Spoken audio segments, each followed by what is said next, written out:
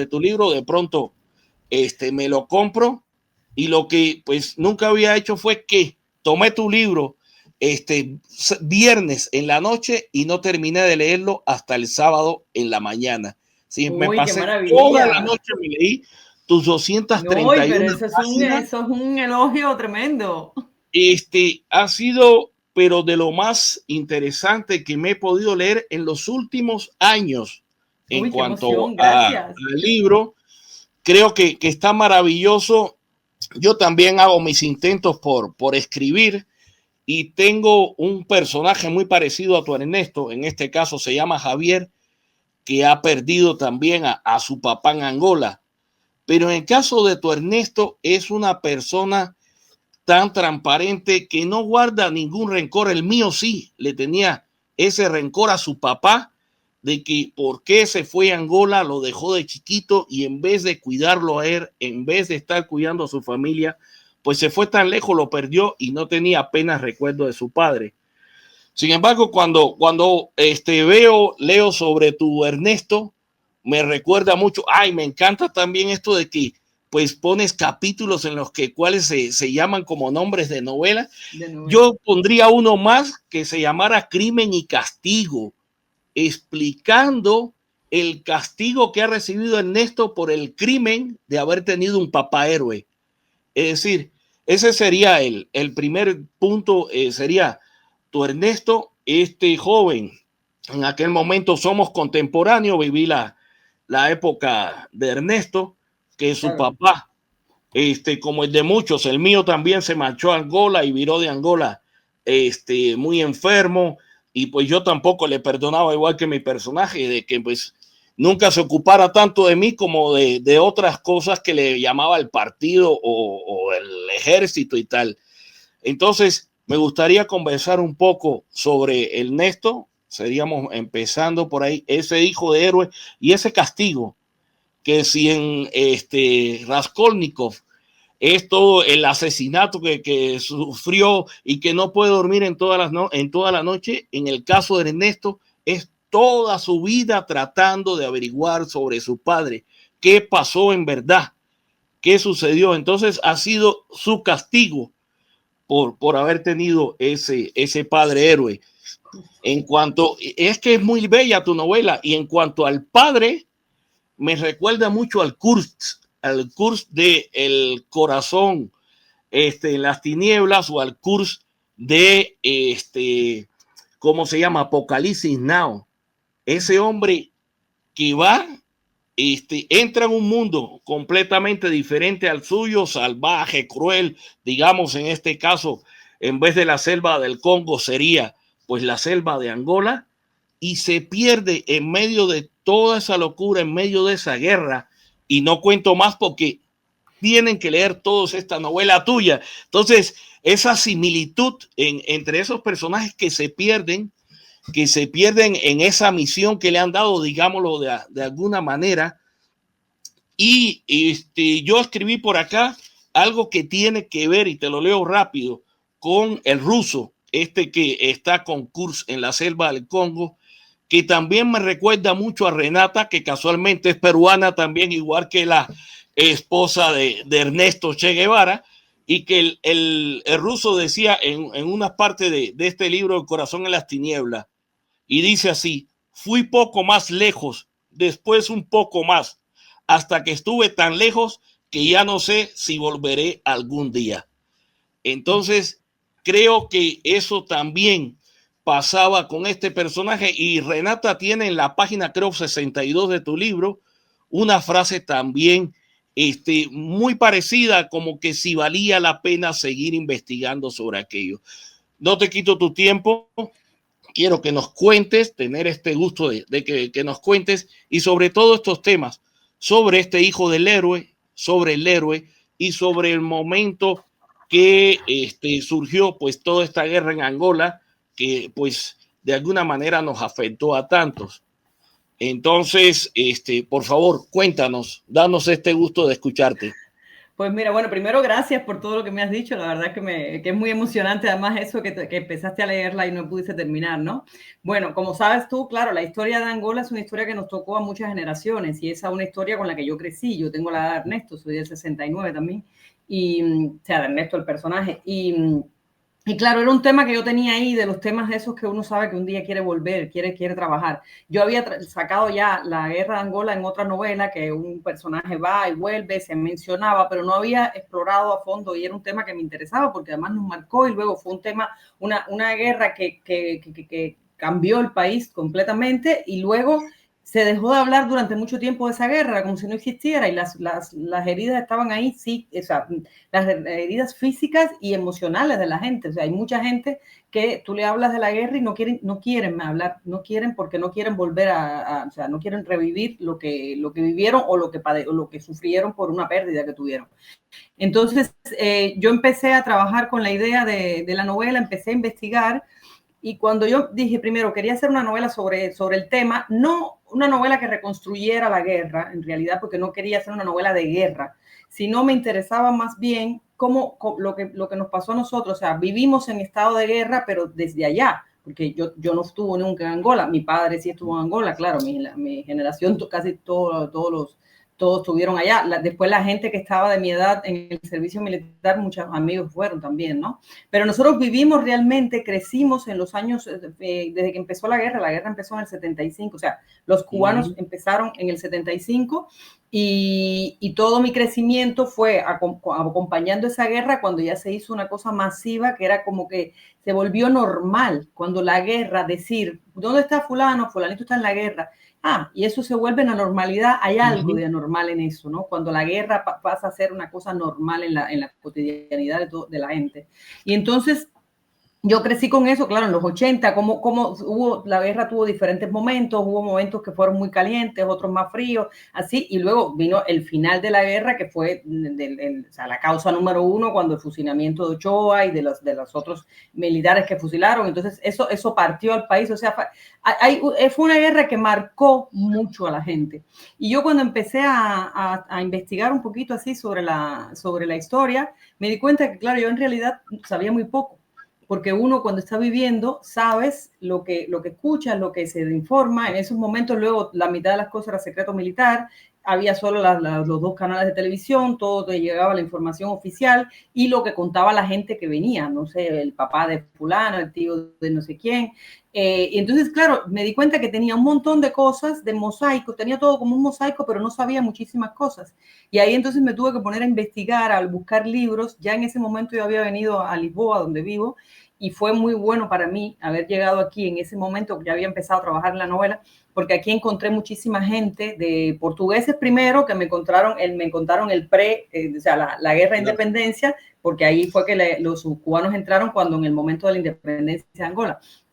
Y entonces, claro, y encontré muchos angolanos que me contaban, y además muchos angolanos de todos los bandos, porque en una guerra Cuba estaba apoyando a el MPLA, pero no era lo único que estaban luchando contra otros que también eran angolanos. Entonces, claro, de aquí yo conocí un montón de gente que me fue súper útil hasta que llegó un momento en que dije, ya, porque si sigo acumulando información, voy a terminar por escribir un libro de historia y no es lo que me interesa. Yo no soy historiadora ni me interesaba otra cosa. Me interesaba además verlo desde otro ángulo. Entonces ahí ya paré de información, porque además tenía ya la cabeza que era como voces, oía voces ya de tantas cosas que había leído, ¿no? Y entonces ahí empecé la novela. Siempre me interesó que el personaje, el protagonista fuera un hombre, porque me interesaba también hablar del machismo que hay en Cuba, claro, y el machismo visto desde el lado del hombre, o sea, cuando se lo aplican al hombre.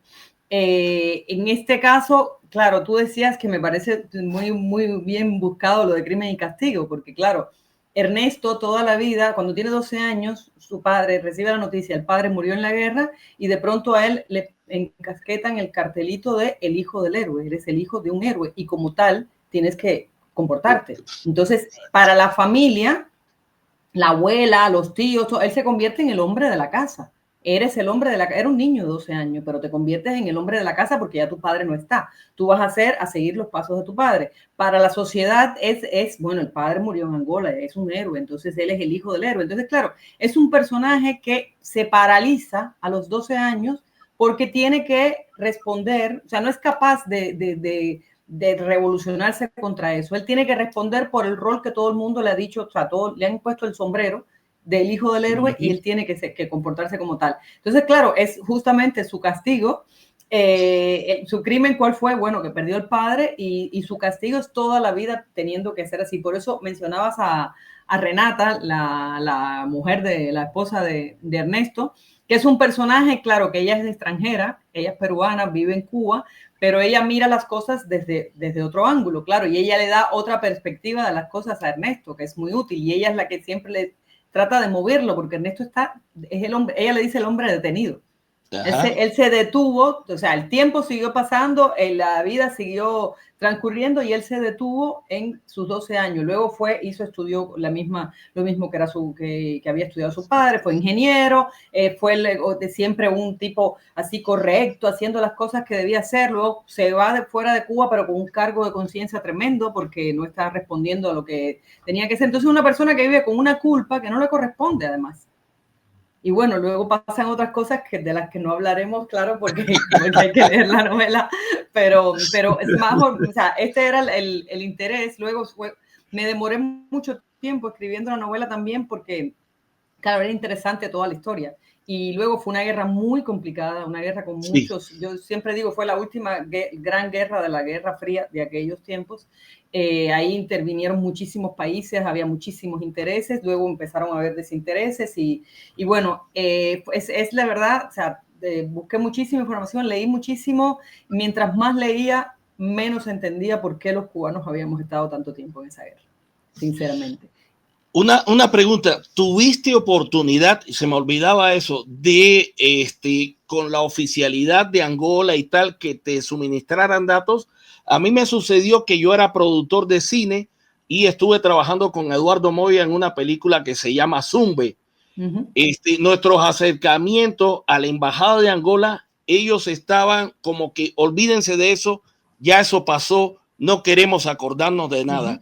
¿Hubo esa reacción contigo? No, yo no fui, o sea, yo no quise tener contacto con ninguna oficialidad, porque ya yo tenía la versión oficial, o sea, la versión que yo tenía, la que sabe casi todo el mundo, la versión oficial que nos dio en Cuba. Y eso ya no me interesaba, o sea, yo no me interesaba hablar con la gente, que me contaran otras historias, las otras historias. Una guerra está llena de historias y de otras historias que son extraoficiales y que existieron. Entonces, claro, yo hablé con muchísima gente, decía, con muchísimos cubanos, con mucha gente intenté hablar, o sea, no oficiales, gente normal que tuvo que ver algo con la guerra o que tuvo un familiar, y mucha gente no quiso hablar porque le dolía mucho. Es que habían perdido, por ejemplo, recuerdo, intenté con la madre de un muchacho que murió, pero ella no me dijo, o sea, no, le dijo a mi amigo que no quería hablar porque ella no quería volver ahí. Y tengo amigos que me dijeron, no voy a leer tu novela porque no quiero volver, no quiero volver. Es que yo creo que es un tema del que todavía tenemos que hablar muchísimo en los cubanos, porque son heridas que todavía ni siquiera hemos empezado a hablar del tema. O sea, se habló, durante mucho tiempo estuvo como, de esto no se habla, vivimos el periodo especial y de Angola parece que no había pasado. Luego se empezó a hablar, pero se empezó a hablar, claro, la parte, toda la gloria, toda la parte, digamos, buena de la parte, si algo es bueno en una guerra, buena entre comillas, pero bueno, toda esa parte, pero todo lo demás, o sea, hay muchísima gente en Cuba que está muy traumatizada todavía por esa guerra y es muy triste que luego hay muchas nuevas generaciones que ya no conocen, porque claro, no se habló más. Entonces aquella se quedó como, esa es la historia esa que hablan los viejos estos de, no sé, de 60, de 70 años. Claro, y tú dices, es terrible, porque además todos los días estamos viviendo nuevas guerras. Es como si uno no aprendiera, como si el ser humano no aprendiera. Yo fíjate que viví esa época de Ochoa que mencionabas estudiando en la Unión Soviética. Yo fui de los que me escapé del servicio militar porque me fui a estudiar al extranjero. Y entonces se vivía otra manera, y también yo creo que tu novela es muy internacional, no solo miremos Cuba, ese año estaban regresando también muchos soldados rusos de Afganistán y venían con los mismos traumas y los mismos problemas. Claro, interesante. Sí, yo estaba, bueno, cuando eso yo estaba en la universidad, claro, somos contemporáneos. Y claro, y eso es un tema, por ejemplo, que el caso Ochoa, la causa número 1 del 89, salió de la historia oficial. O sea, no se habla oficialmente de eso, como si no hubiera existido. Y eso fue una ruptura en el país para todo el mundo. O sea, ya eso fue como un mazazo así, porque eso fue terrible. O sea, yo lo viví en Cuba. Y claro, eso tenía que estar en la novela, por eso es el capítulo ese sobre héroes y tumbas, ¿no?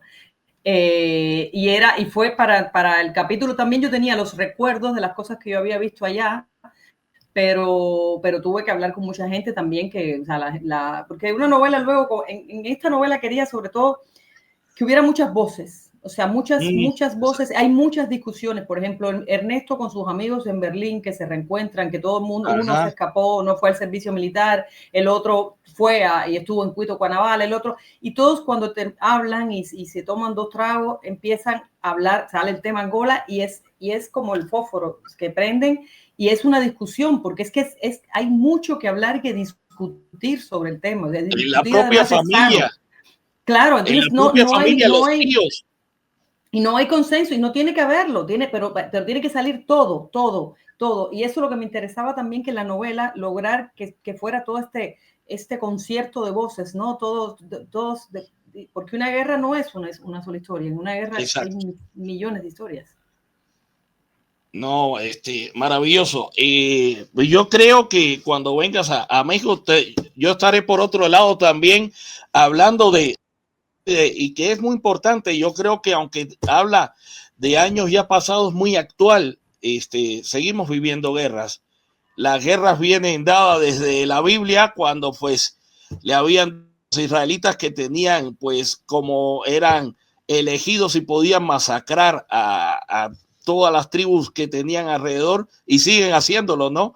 Entonces la guerra pues sigue ahora en España también. Es decir, a veces el tema de la guerra se hace tan cotidiano que se hace algo normal, tú decías, y no debe serlo. No debe ser. Y nosotros luego, la generación de nosotros, crecimos con una preparación militar. O sea, nosotros vivíamos en guerra.